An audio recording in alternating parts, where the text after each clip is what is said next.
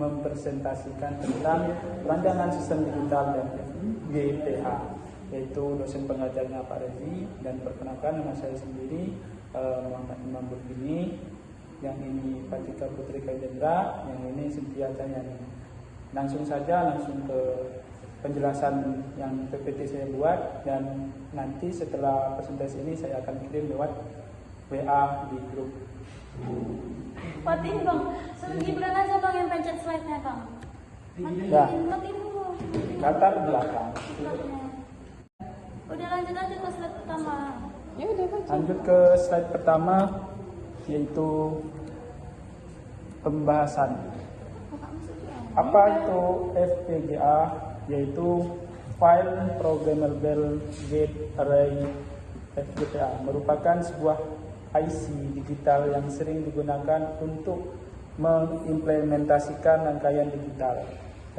FPGA berbentuk komponen elektronika dan semikonduktor yang terdiri dari komponen gerbang terprogram (programmable logic) dan sambungan terprogram interkoneksi.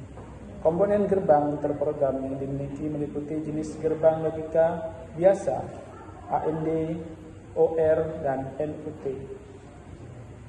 maupun jenis fungsi matematis dan kombinatorik yang lebih kompleks seperti decoder, adder, subtractor, multiplier, DLN, dan lain-lain. Blok-blok komponen di dalam FPGA bisa juga mengandung elemen memori register mulai dari flip-flop sampai pada RAM.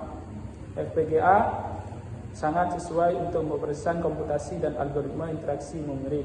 Keuntungan implementasi FPGA digunakan untuk meningkatkan efisiensi rancangan dengan cara mengurangi pemakaian pemrograman perangkat lunak, yaitu software. Lanjut ke slide selanjutnya. Gambar FPGA ada di dalam slide ini, yaitu FPGA ini bersifat volatil, yang artinya ketika sumber daya yang menyuplainya dicabut, maka secara otomatis FPGA akan kehilangan fungsinya. FPGA ini tidak dilengkapi dengan memori. FPGA ini tidak mampu menyimpan program ketika suplai tenaganya dicabut. User atau pemakaian harus mendownload ulang program ke dalam program tersebut.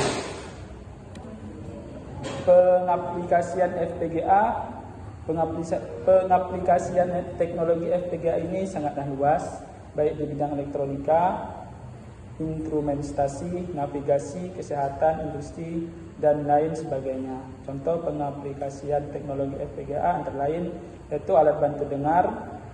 Teknologi FPGA digunakan untuk membuat alat bantu dengar yang lebih murah namun lebih powerful. Mesin penjual otomatis atau vending machine, lampu lalu lintas, dan lain sebagainya. Struktur internal FPGA terdiri dari beberapa komponen utama, antara lain: 1. Configurable Logic Block CLBS merupakan blok dasar dalam FPGA yang dapat dihubungkan dan diprogram untuk melakukan berbagai fungsi logika. Setiap CLB terdiri dari lookup, tables, LUTS, flip-flops, dan elemen-elemen lainnya yang memungkinkan mereka untuk menjalankan berbagai operasi logika yang kompleks. 2. Counting Fabric. FPGA memiliki jaringan interkoneksi yang kompleks, memungkinkan CLB untuk dihubungkan satu sama lain. Ini memberikan fleksibilitas dalam mengatur aliran data dan sinyal di dalam FPGA sesuai dengan desain yang diinginkan. Yang kedua, input atau output blocks IOPS. Yang keempat, memori internal. Yang kelima, DT set hardware blocks. Selanjutnya slide akan dijelaskan oleh Cynthia Cayani. Kepada Cynthia, dipersilakan.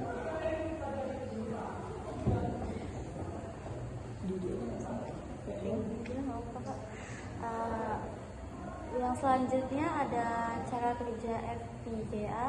FPGA itu bekerja berdasarkan prinsip pemrograman ulang, yang berarti pengguna dapat mendesain konfigurasi logika yang diinginkan dan kemudian mengunduhnya ke dalam FPGA. Proses mensimulasikan dan menguji desain sirkuit digital seperti keras seperti FPGA atau ASIC. Selanjutnya ada VHDL atau Hardware Description Language adalah salah satu jenis HDL yang dikembangkan untuk mendeskripsikan perilaku dan struktur sirkuit digital. VHDL banyak digunakan dalam desain VPGA dan memiliki sinteks yang mirip dengan bahasa pemrograman konvensional. Selanjutnya ada Verilog, adalah bahasa HDL lainnya yang lebih sederhana dibandingkan VHDL. Verilog sering digunakan dalam industri karena sinteksnya yang ringkas dan lebih mirip dengan bahasa pemrograman seperti C. Baik VHDL maupun Verilog digunakan dalam perancang VPGA untuk membuat objek digital yang kompleks secara efisien. Bagaimana sih cara kerjanya? Jadi selanjutnya adalah langkah-langkah umum dalam proses kerja VPGA. Yang pertama ada desain sistem, yang kedua ada sintesis, yang ketiga ada place and route, yang keempat ada program VPGA, yang kelima eksekusi. Selanjutnya ada kelebihan teknologi FPGA. FPGA ini juga memiliki sejumlah keunggulan yang membuatnya unggul dalam berbagai aplikasi industri. Beberapa di antaranya adalah yang pertama, fleksibilitas dan programabilitas, yang kedua, eksekusi paralel, yang ketiga, kinerja yang dapat disesuaikan, yang keempat, biaya pengembangan lebih rendah, yang kelima, keamanan dan isolasi fungsional. Dan selanjutnya akan dibacakan oleh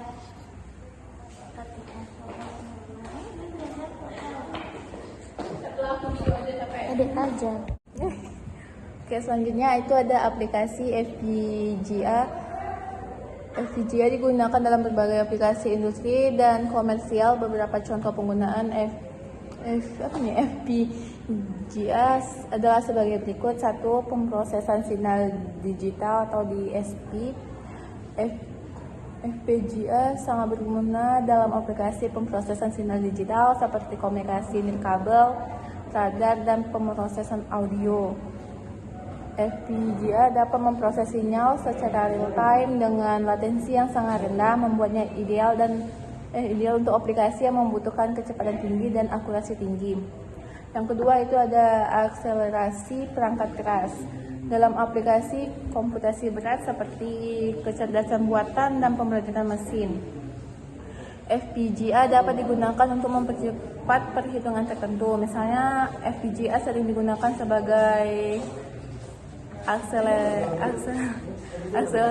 akselerator dalam pusat data untuk mempercepat pemrosesan algoritma AI seperti jaringan, saraf, tiruan. Yang ketiga itu ada jaringan dan telekomunikasi. FPGA digunakan dalam infrastruktur jaringan untuk mengimplementasikan protokol komunikasi, pengolahan data, dan pengelolaan paket jaringan. FPGA memungkinkan pengembang untuk mengadaptasi perangkat keras sesuai dengan standar jaringan yang terus berkembang seperti 5G. Yang keempat itu ada kontrol otomasi industri. Dalam industri manufaktur, FPGA digunakan untuk mengontrol mesin dan sistem otomatisasi karena dapat diprogram untuk merespons secara real time. FPGA sangat cocok untuk sistem kontrol yang memerlukan keputusan cepat dan presisi tinggi. Yang kelima itu ada pengembangan prototipe ASIC.